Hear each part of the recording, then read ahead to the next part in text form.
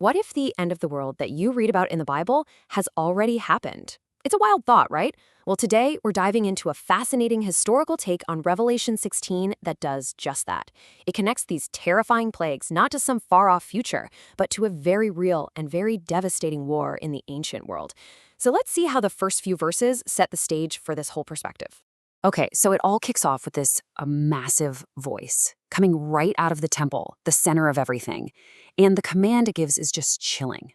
Go, pour out the vials of the wrath of God upon the earth. And this isn't just some quiet suggestion. This is a booming declaration. The starting pistol has just been fired for a final, irreversible judgment. So that brings us to these vials of wrath. Now, if you've read Revelation, you know it's full of seals and trumpets and all sorts of things. So what makes these vials or bowls so different? Well, according to the interpretation we're looking at today, it all comes down to one word: finality. And you can really see the difference laid out right here. I mean, look at this. The 7 trumpets on the left, those were warnings. They were partial, right? They only affected a third of everything, leaving room for people to repent. But the vials over on the right, that's a whole different ballgame. They're not warnings anymore. This is it. This is the final judgment, hitting everyone with absolutely no turning back. And here's where it all starts to click into place. This is the key to the whole interpretation. The text itself points back to an earlier chapter, Revelation 11, where Jerusalem is spiritually called Egypt. So in this view, Jerusalem, the very city where Jesus was crucified, has now become the new Egypt. And because of that, it's about to suffer a fate that looks an awful lot like the plagues from the Old Testament. All right, let's get into the first angel and see how this actually starts to build. This is the very first plague poured out on the earth, and you'll see it targets the people themselves directly. So boom, the first plague hits, a noisome and grievous sore. It afflicts everyone who sided with the beast. It's just a disgusting, visceral image of pure suffering. So you have this abstract horror, but how in the world does that connect to actual history? Well, here's the connection this interpretation makes. It draws a direct line to that old Egyptian plague of boils, which, if you remember, came from the ashes of a furnace. The idea here is that the furnace was the land of Israel itself, being burned and absolutely ravaged by the Roman army during that war from 66 to 70 AD. And the ashes from that furnace, the destruction of the entire land, are what bring about the sore, the widespread suffering, the homelessness, the disease that just ran rampant among the people. And if you thought that was bad, wait till you see what the second angel does. We move from this affliction on the land to a complete catastrophe at sea.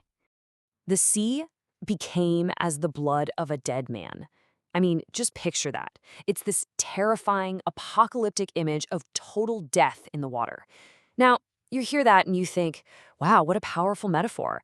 But what if it wasn't just a metaphor for the people reading it back then? The clue to unlocking this part of the interpretation comes from a really unexpected place. A first-century historian named Josephus.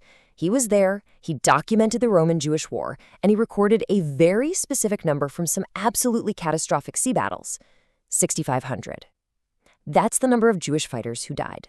And what Josephus wrote down is just shockingly literal. I mean, listen to his own words.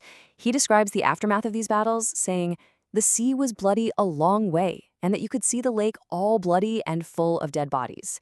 It's an almost word-for-word historical echo of the prophecy. It's just wild.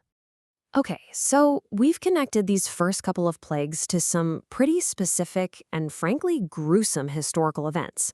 So what's the big picture here? What's the ultimate takeaway from looking at Revelation 16 through this particular lens? The core idea, the whole point, is to get you to shift how you're looking at this.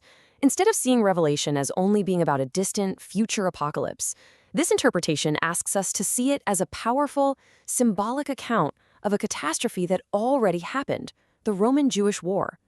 For the people living through it in the first century, that was the end of their world. And that really leaves us with a huge, provocative question to think about. Could the end of the world for one generation be recorded in such a powerful way that it becomes the prophecy for another? It kind of reframes how we read these ancient texts, doesn't it? It makes you really consider that blurry line between a historical record and a future prophecy.